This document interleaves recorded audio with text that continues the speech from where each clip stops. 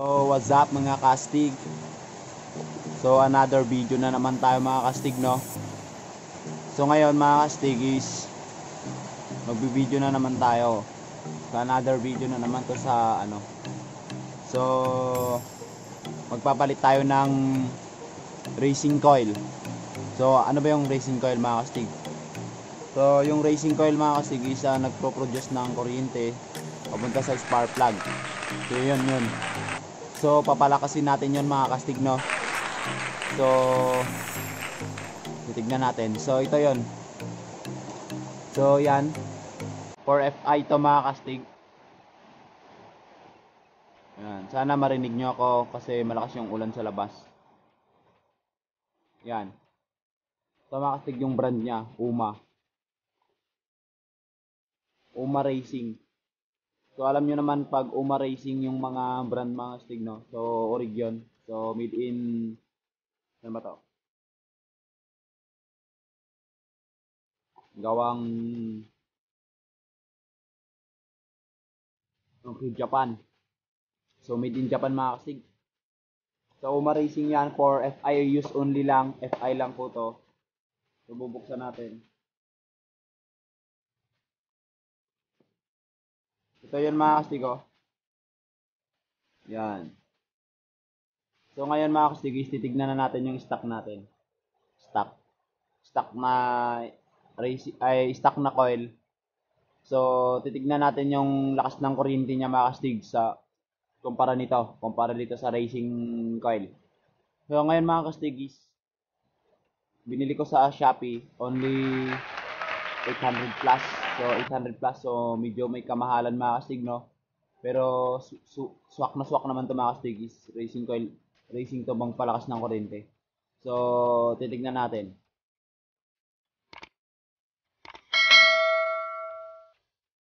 So ayan na mga kastig, you know. Lakas ng ulan mga kastig. So ito yung mga kastig, oh, yung ano niya. So stock to. Yan. Stock yan. So stock coil. So ngayon i-test natin yung lakas niya mga kastig, no? Kumpara yung racing coil natin. So tara. Check natin. Ayusin ko lang.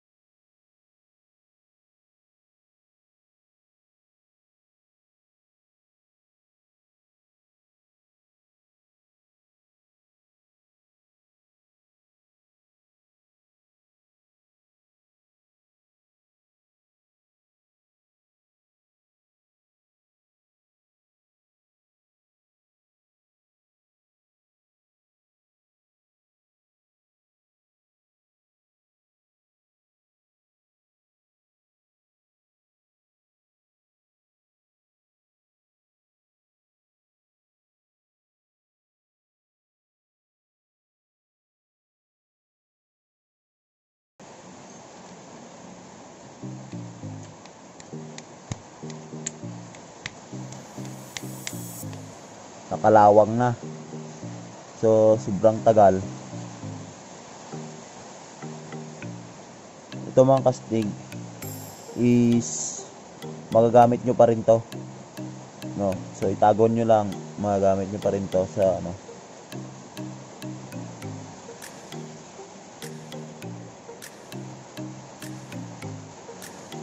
Yan. Yan, kailangan punasan yung maigi yung ano.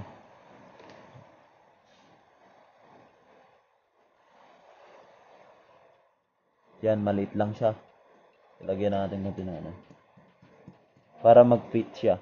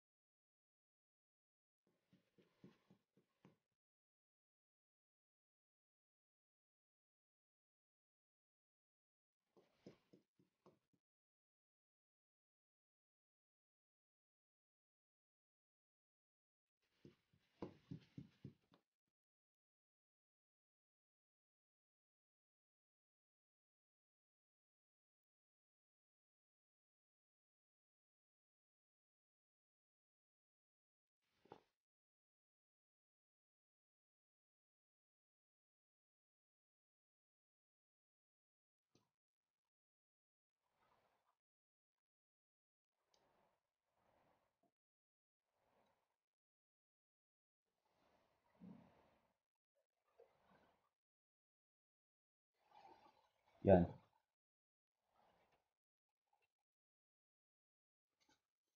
By the way mga kastigis, kung paano nyo kinuha to, kung paano nyo inalis tong stock. So nakaganyan kanina yan. Ganyan. Yan. So ganito din yung paglagay nyo mga kastig, no? Diyan. So ilalagay na natin.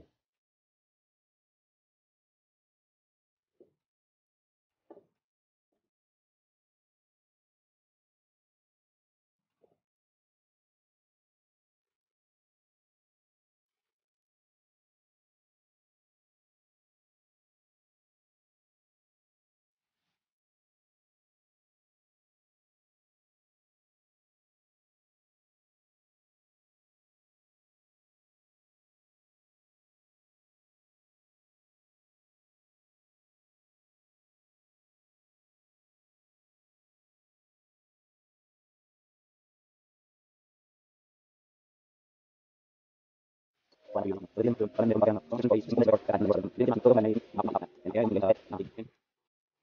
yun, aayusin natin to.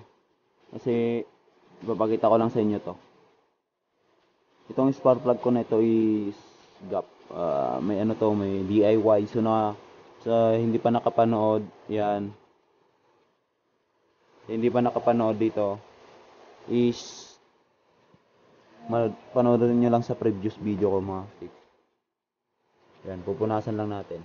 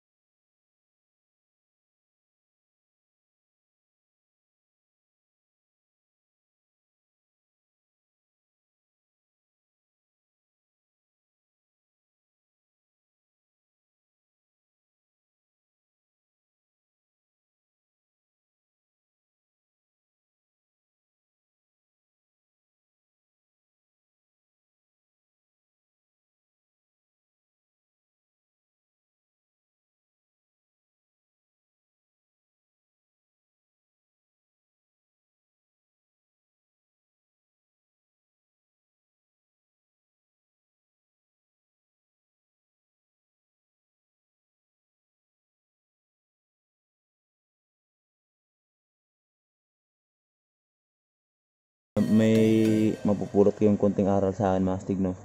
So yan, mga astig, huwag kayong makabahan pag nawala ay naputol or what, ayaw magsindi. Kung ayaw mag-on pag ayaw mag-on ng motor ninyo, parang walang kuryente. So check niyo lang yung fuse, baka naputol, ganun. So ngayon wala akong fuse, so ginamitan ko siya ng wire. Ayan. Ito lang nilagay ko, mga astig. So basic lang yan. Ayan, mga astig, kunting ano lang yan. Ayan, wala namang damage. Okay, so hanggang dito na lang tayo, mga astig. Peace.